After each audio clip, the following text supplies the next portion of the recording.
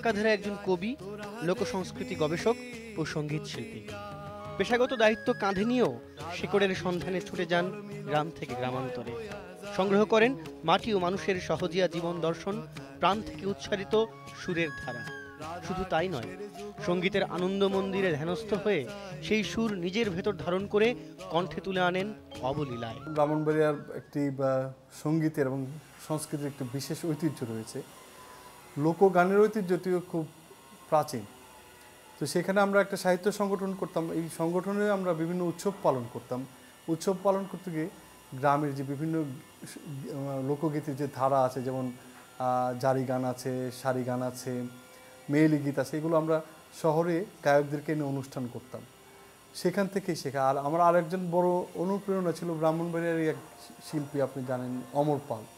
তার গান শুনে শুনে আসলে এই লোকগানের প্রতি একটা আমার প্রবল আগ্রহ জন্মায়। তো জাহাঙ্গীরনগরে আসার পর ওই একটা গান আমি গাইতাম সবসময়, শয়নে গৌর স্বপনে গৌর, একটি ভোর কীর্তন। শয়নে গৌর স্বপনে গৌর, গৌর নয়নের তারা। তাঁর গায়কিতে এমন এক মায়া রয়েছে যা আবিষ্ট করে লোকসঙ্গীত প্রেমী শ্রোতাদের। তাঁর কণ্ঠের মায়ায় টের পাওয়া যায় মাটির সোঁদা গন্ধ, শেকড়ের সুতীব্র টান। সারা দেশ থেকে প্রায় বিলীন হয়ে যাওয়া গানগুলোকেই নিজের কণ্ঠে ধারণ করেছেন এ গবেষক গায়ক। সাংস্কৃতিক ঐতিহ্যের শহর ব্রাহ্মণবাড়িয়ার শৈশব কৈশোরের পর জাহাঙ্গীরনগর বিশ্ববিদ্যালয়ে বেড়ে উঠেছেন এ গায়ক। আমি এই বিষয়গুলো নিয়ে বেড়েই উঠেছিলাম, কারণ আমি ব্রাহ্মণবাড়িয়া থাকার সময় জেলেদের একটি আন্দোলন হয়েছিল।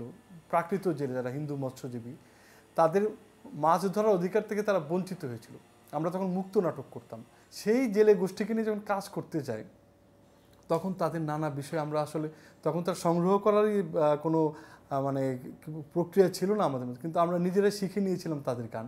পাখি সব ডালে বৈশা কোন রঙে ডাক করে তোমরা। মাহবুব পিয়ালের লোকায়ত গানগুলো সংগ্রহ করা হয়েছে প্রায় সারা দেশ থেকে।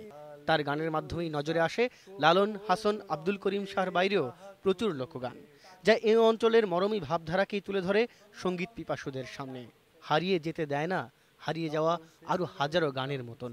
পাশ্চাত্যের যে সময়ের মধ্যে আমাদেরকে ধরে রেখেছে, তার বাইরে গিয়ে যদি আমরা একটা জনগোষ্ঠীকে বুঝতে চেষ্টা করি, সেই গানের মধ্যে আমরা পারি। আমাদের লোকগানের মধ্যে সেই উপাদান রয়ে গেছে, এবং 200-রও বেশি লোকগানের শাখা প্রশাখা আমাদের দেশে আছে। মেঘরাজারে তুই আমার সুন্দর ভাই, এক গুড়ি মেঘের লাগা ঘরে ভিজা যায়। মেঘরাজারে তুই আমার সুন্দর ভাই, এক গুড়ি মেঘের লাগা ঘরে ভিজা যায়। ঘরে ভিজা যাইতে যাইতে মনায় মালো ভাই, ঘরে ভিজা যাইতে যাইতে মনায় মালো ভাই। একুশটা দা ফালাই দেমু কৌসু ক্ষেতের ফাইল।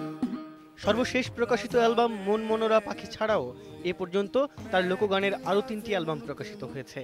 2008-এ প্রকাশিত কোন রঙে ডাকরে তার প্রথম অ্যালবাম। এরপর 2009-এ মেঘরাজা, আর 2010-এ গাঙ্গে নয়া পানি। তুই আমার সুন্দর ভাই, এক গুড়ি মেঘের লাগা দুয়ার ভিজা যায়।